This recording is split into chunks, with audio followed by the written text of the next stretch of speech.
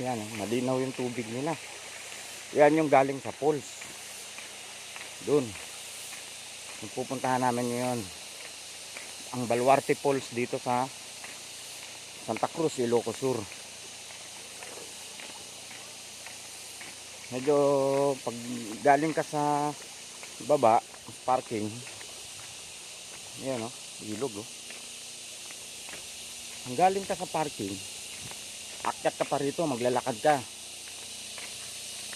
Siguro, mga 1 kilometro mahigit to. Pero okay naman, hindi naman mainit, malamig. Dati nung unang punta namin dito, wala pang hindi pa ganong napapansin to. Pero ngayon, napansin na ng gobyerno. Yan, nilagyan na nila ng solar light para may ilaw dito. Pag inabot ng dilim, gabi, may guide kayo, may guide ka.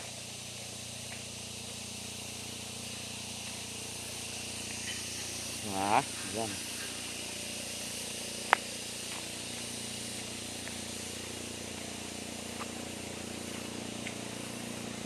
Dinadayo kasi itong falls na to, yung Baluarte Falls.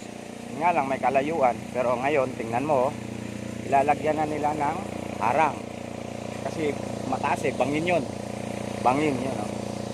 Yan, bangin. O yan, nilagyan na nila ng harang o.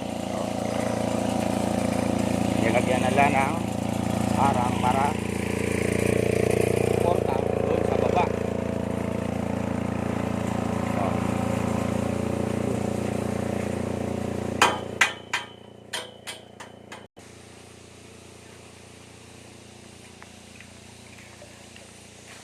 Yan. Pinapaganda ho itong lugar na ito, mga parikoy. Kasi gaya nga ng sinabi ko kanina, pinapaganda ito, lugar na ito. Dahil dinadayo ito ng mga taga rito, hindi lang taga Santa Cruz kahit mga taga ibang bayan, dinadayo ito. Kasi mataas tong falls na to. Maganda to pag malakas ang tubig. Pero pag summer kasi mahina ang tubig dito. Depende. May malakas, may mas mahina. Ayan, naririnig na natin yung tubig. Ayun yan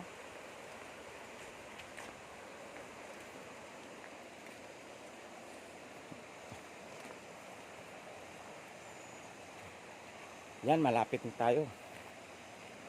Pagdating dyan sa dulo, yun nandun, halos matatanaw mo na yung falls. Ang lalaki ng bato rito. Yan yung mga bato. Ang lalaki. Yan Ayan, mga parikoy.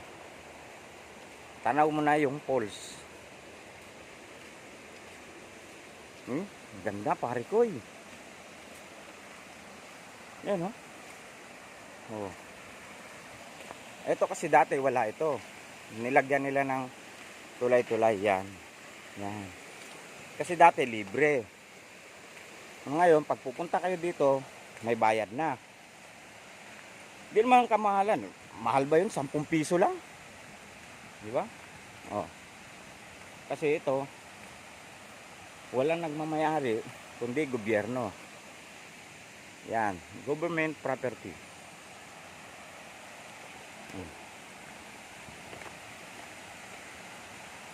Ayan.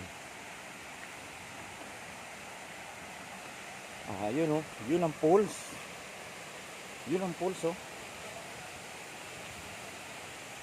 Ang ipinagmamalaking falls ng Santa Cruz, Ilocos Sur.